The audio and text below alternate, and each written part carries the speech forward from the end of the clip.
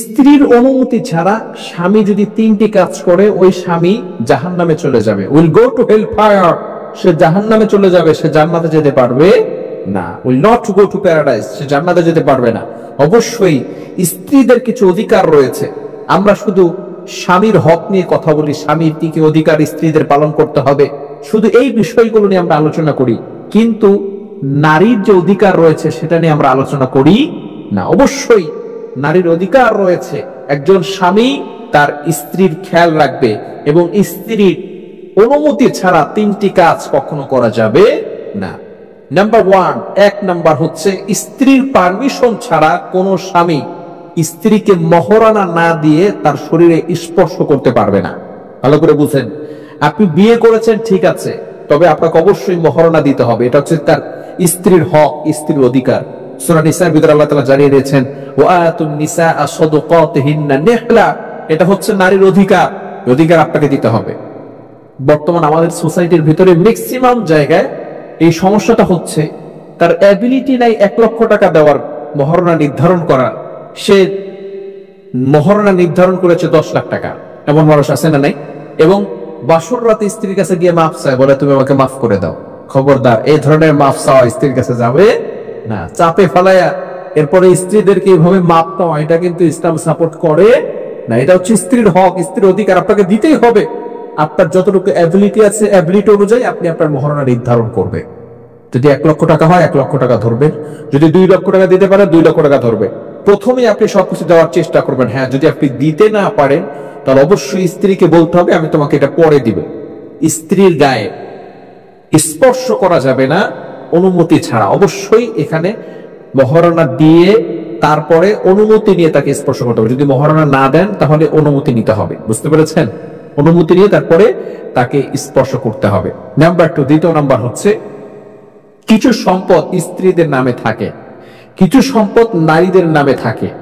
যদি কোনো স্বামী স্ত্রীদের সম্পদ তার অনুমতি ছাড়া সে ভক্ষণ করে তাহলে সে গুনাহগার হবে। যদি স্ত্রীর সম্পদ হয় তাহলে অবশ্যই ওই স্বামীকে স্ত্রীর পারমিশন নিয়ে তারপরে সেই টাকা খরচ করতে হবে। কিন্তু ভালো করে মনে রাখবেন, একজন স্ত্রীর যখন কোনো নারীর বিয়ে হয়ে যায় তখন এই নারীর ভরণ পোষণের সব দায়িত্ব একমাত্র পুরুষের। কার? পুরুষের। সকল দায়িত্ব হচ্ছে পুরুষ। তার অভিভাবক এখন পুরুষ, সেই স্বামী তার সব খরচ দিবে, তার ভরণ পোষণের দায়িত্ব সব দিবে। কিন্তু স্ত্রীর কাছে যদি কোনো সম্পদ থাকে, এই সম্পদ স্বামী জোর করে নিতে পারবেন, অবশ্যই তার অনুমতি নিতে হবে। যদি জোর করে কোনো স্বামী নেয় তাহলে আল্লাহর কাঠ করে তাকে জবাবদিহি করতে হবে, ওই স্বামী জাহান্নামে চলে যেতে হবে। স্বামী যদি কোনো সম্পদ স্ত্রী নিতে চায় অবশ্যই পারমিশন নিতে হবে। তৃতীয় নাম্বার হচ্ছে মোস্ট ইম্পর্টেন্ট, এটা অনেকেই জানে না এবং আমাদের সমাজে এটা বেশি হচ্ছে। স্ত্রীর কাছ থেকে স্ত্রীর অনুমতি ছাড়া 4 মাসের বেশি স্ত্রীদের থেকে দূরে থাকা যাবে না। ভালো করে স্মরণ রাখবেন। বিশেষ করে প্রবাসী ভাইরা যারা আছেন, যারা বাহিরে চলে যান, যারা 1 মাস 2 মাস 3 মাস 4 মাসের জন্য নয়, তারা 4 বছর 5 বছরের জন্য দূরে চলে যায়।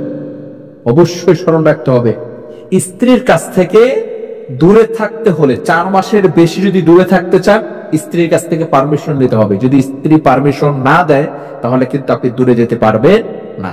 এটা হলো স্ত্রীর হক। একজন মেয়ে তার স্বামী থেকে 4 মাস পর্যন্ত দূরে থাকতে পারে।